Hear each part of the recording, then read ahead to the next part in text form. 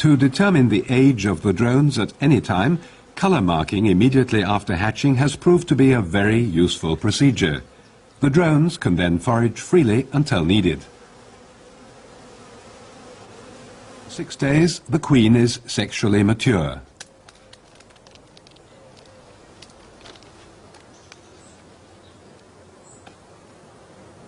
On the day before insemination, the queen is caged so that she can be later narcotized with CO2 in the laboratory.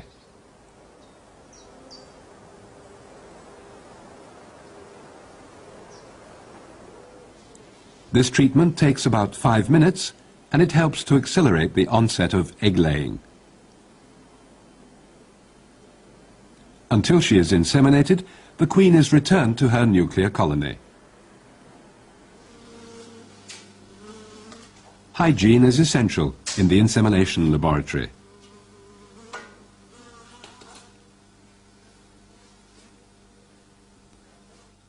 All glass and metallic instruments are autoclaved daily. In preparation for semen collection, a semen diluent, for example saline solution or, as here, tris buffer, is drawn up.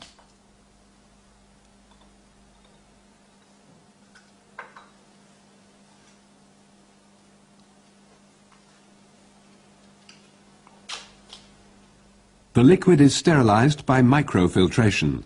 The pore diameter of the membrane is 0.2 microns.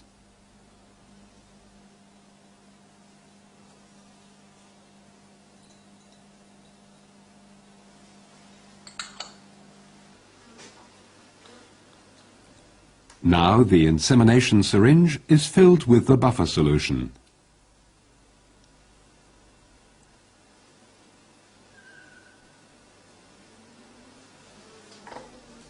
Bubbles of air are carefully removed.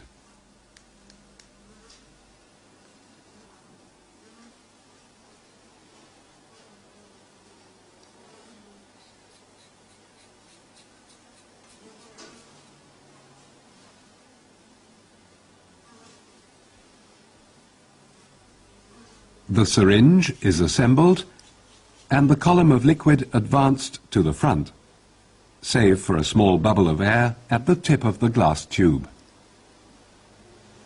Then the syringe is mounted on the insemination apparatus. Drones which have been reared in cages by workers are used as semen donors. Rolling and pressure on the thorax and abdomen effect the first phase of eversion of the copulative organ. Further pressure results in complete eversion and ejaculation. Mature sperm is cream-colored and marbled in appearance. As here, it often covers the white mucus plug of the endophallus.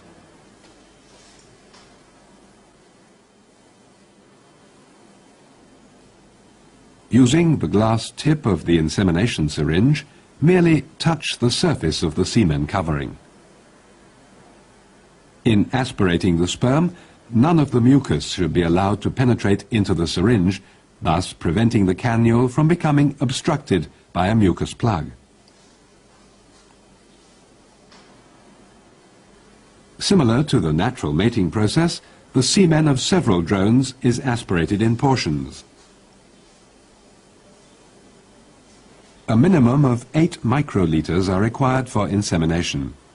This corresponds to the quantity of semen donated by 8 to 10 mature drones. If necessary, the tip of the cannule is cleaned off with a sterile swab.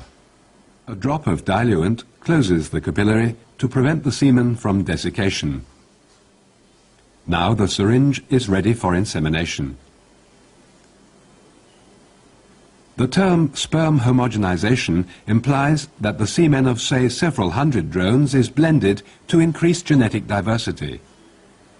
To do this, the sperm content of several capillaries is diluted with tris buffer solution in a proportion of 12 to 1.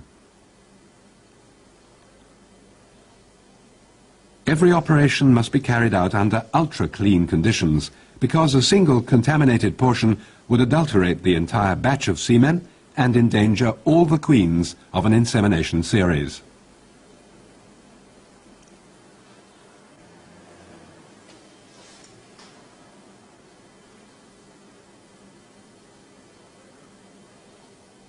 Because of the high effort involved, this technique should only be applied to large-scale breeding programs.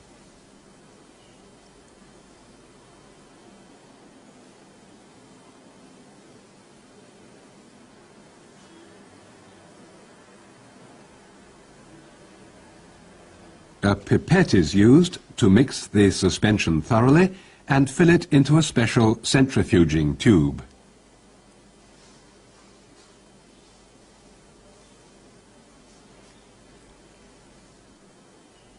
Any rotary centrifuge is suitable for centrifugation. After a 10 to 15 minute run at 1000 G, the sperm are deposited at the lower end of the tube.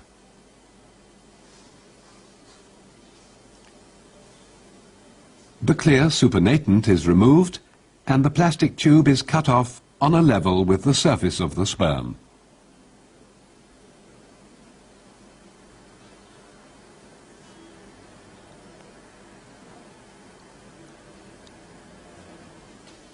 The insemination syringe is then filled with the homogenized semen.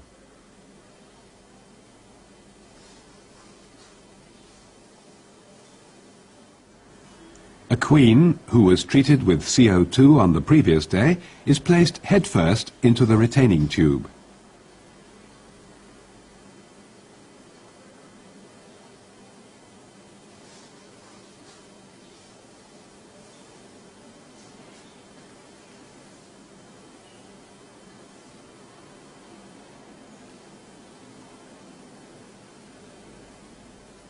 Then the queen holder is fixed to the block on the instrument.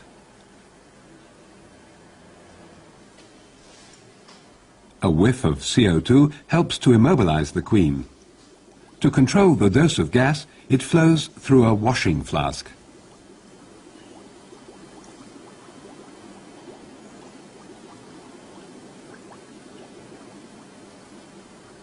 The ventral hook, left, engages behind the ventral plate of the last segment.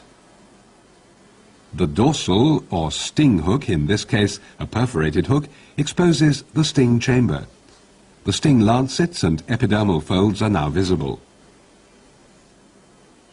The vaginal orifice is recognizable as a wrinkled bulge in the middle. The syringe is adjusted in the direction of the vaginal bulge and the droplet of diluent removed. The vaginal orifice is only exposed in techniques which lift up the sting apparatus. The syringe can therefore be inserted without the use of a vaginal probe, and the semen is injected directly.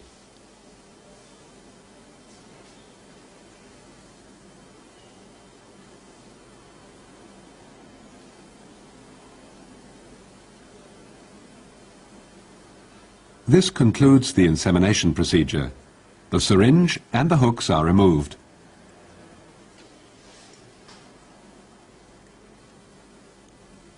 The still narcotized queen is released from the holder.